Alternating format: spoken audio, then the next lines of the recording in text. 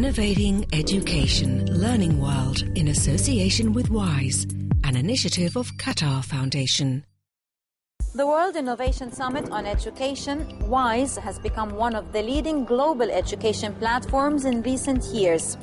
More than 1,000 experts collaborate every year here in Doha, aiming to inspire change in education. This week on Learning World, we meet some of the participants and look at a selection of new ideas. The WISE prize of $500,000 is so far the first and only international cash prize dedicated to education. The reward is a milestone in the development of education and aims to shed light on outstanding contributions. A great deal of suspense has been surrounding the name of the first prize winner, and he is Fadli Hassan Abid from Bangladesh, and we interview him now. 11 WISE Prize for Education, Sir Fazli Hassan Abid, founder and chairperson of BRAC.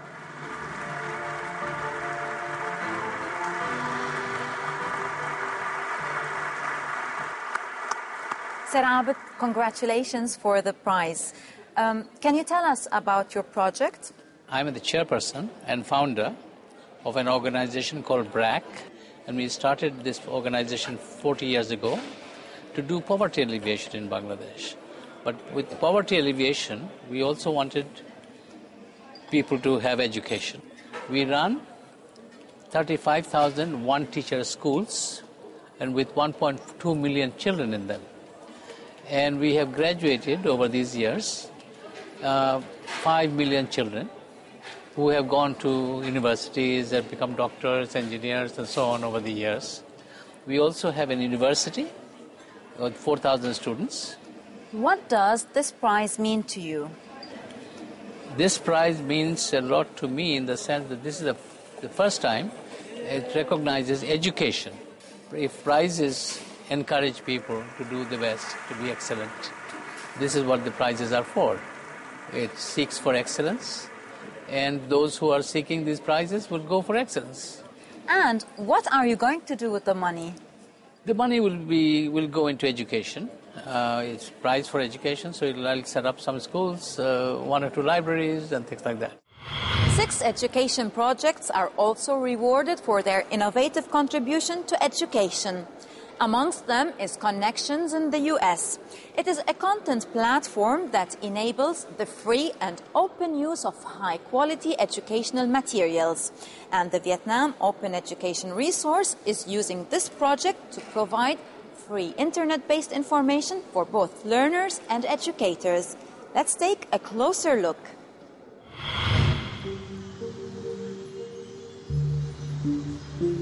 Here in Hanoi, students are using VOER, Vietnam Open Educational Resources. Modelled after the Connections project at Rice University in Houston and MIT Boston, Open Educational Resources provides an online platform where teachers and students can explore new methods and share materials.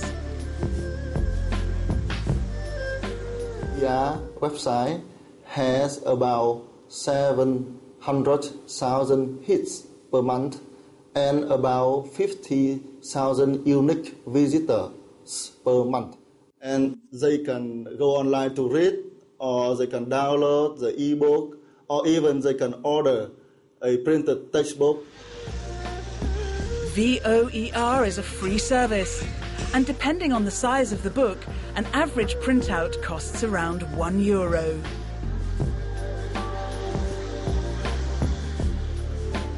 I think VOER is really practical and it's easy to access. I can use it everywhere, in my classroom, in my house, in the coffee shop, with Wi-Fi or 3G.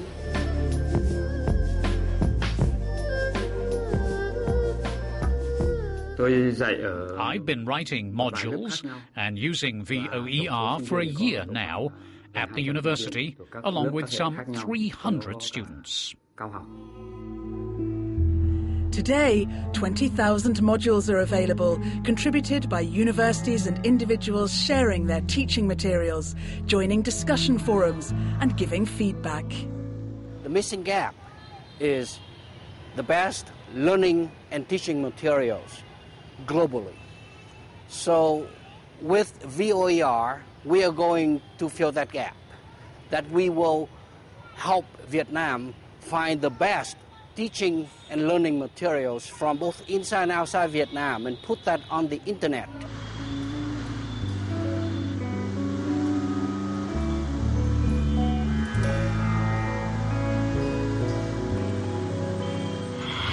Another award-winning project is Sueña Letras.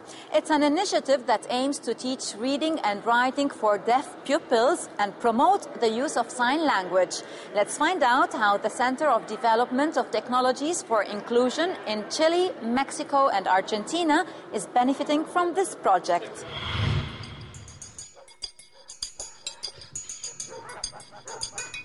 Being deaf is always a challenge. In Argentina, the challenge includes very few schools for deaf children, meaning many of them don't learn to speak either orally or via sign language. But in some places, things are changing.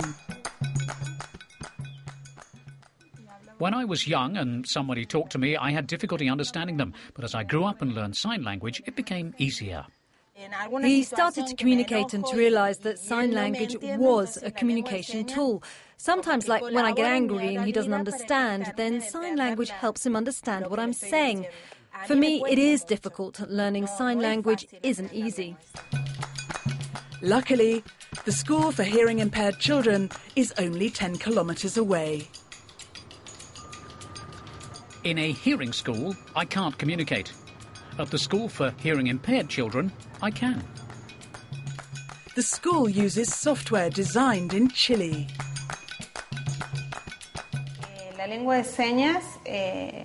Sign language is a visual and spatial language, but written language is different. Deaf and hearing impaired people don't have the phonetic supports that hearing people have to be able to learn to read and write.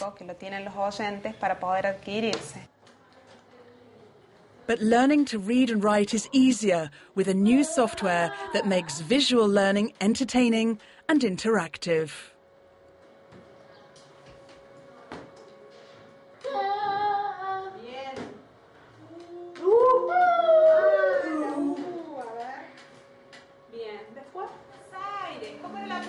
Bueno, el software aporta mucha dinámica. This software is very dynamic. It's very attractive because it's based on sign language, and the technology also makes it attractive to young people.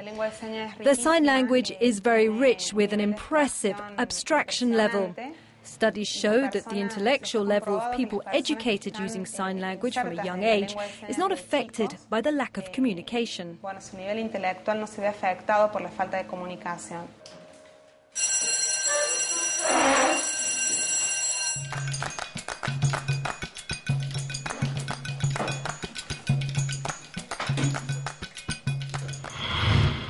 And now my colleague Aurora Velez has more details on the project from its founder, Ricardo Rosas.